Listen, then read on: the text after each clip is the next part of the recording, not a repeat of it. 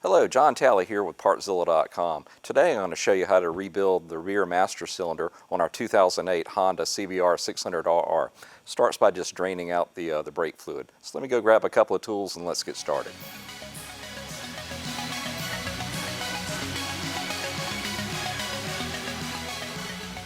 All right, let's go through some of the tools you're going to need to get this project done. Nothing that extreme. Just need an 8mm, a 12mm, and a 14mm, just open-ended wrenches. Set of needle nose pliers, 12mm socket.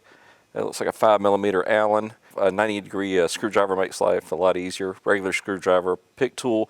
Most importantly, you need a pair of circlip pliers. So once you've got all that, we can get it done. All right, let's go ahead and get the fluid extracted out of here. Get that connected up. Then let's get off our reservoir cap, or cover as it is. Go ahead and get it out of there.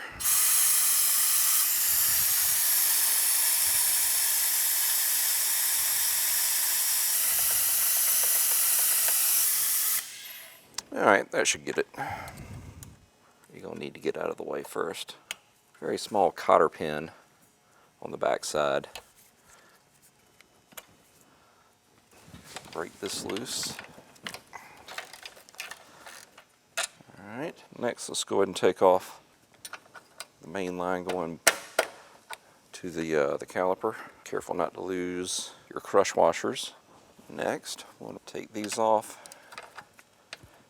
get it off the machine, and then we'll remove that reservoir hose. Be a little bit easier to get a hold of it. Alright, get this reservoir line off. Alright, now she's off. Let's head over to the teardown table and get it rebuilt. Alright, so let's get this thing pulled apart. First thing is to get this broken loose on the end so we can get that boot out of there.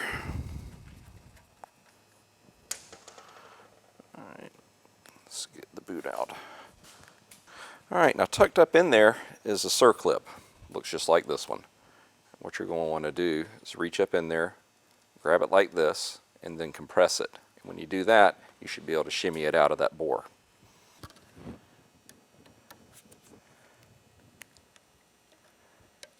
There we go. Keep a little bit of pressure on that spring. Makes it easier to pull it out. And that's the whole assembly.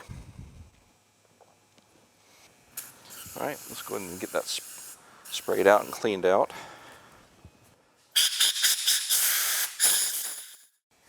Alright, next we need to go ahead and get our seal put onto this piston.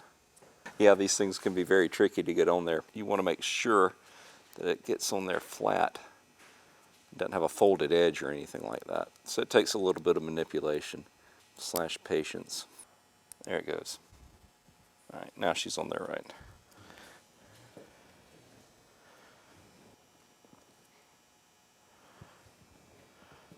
Alright, let's start coating this stuff down with a little bit of brake fluid.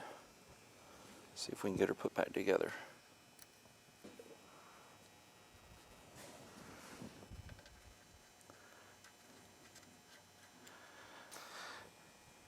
Alright, here comes the fun part, guys. Need to push that spring back in far enough. Get the plate back.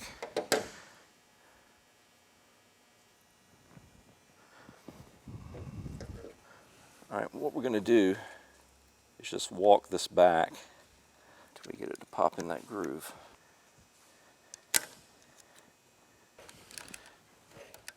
There she is. That little snap you just heard, that was it going back into the groove. Alright, next go ahead and get our new boot on. Let's go ahead and get our arm and pinch bolt back on.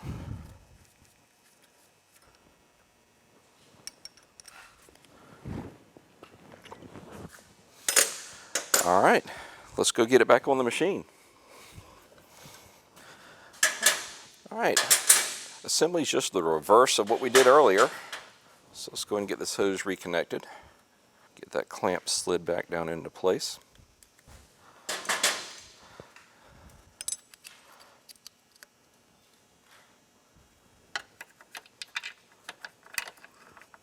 What I didn't mention earlier is what are some of the signs that you actually need to rebuild your master. Well, one of the most obvious is if you're having trouble getting the brakes bled and they're just feeling really spongy, that probably means that seal on the inside has started to break down, and when it does that, it basically loses pressure. So that's a very good indicator that your master cylinder is in trouble. Next, let's get your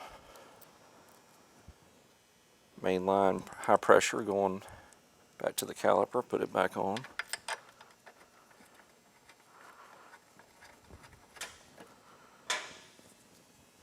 Get that snugged in place. Next, let's go for the brake lever itself.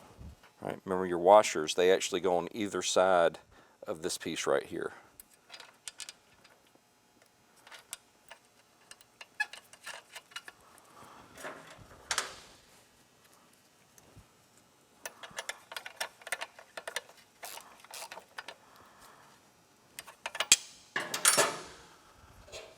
And last but not least, need to get that cotter pin back into position. Alright guys, well that pretty much wraps this one up. All we have left now is just to refill the system and then bleed it. And if you would, reference our video and I'll show you how to get that done. Well, listen, if you need any of the products that we used in this repair, come see us at Partzilla.com and we can get you taken care of. If you have any questions or comments, just leave them in the section below and I'll do my best to answer them. Until next time, we just want to say thanks for watching.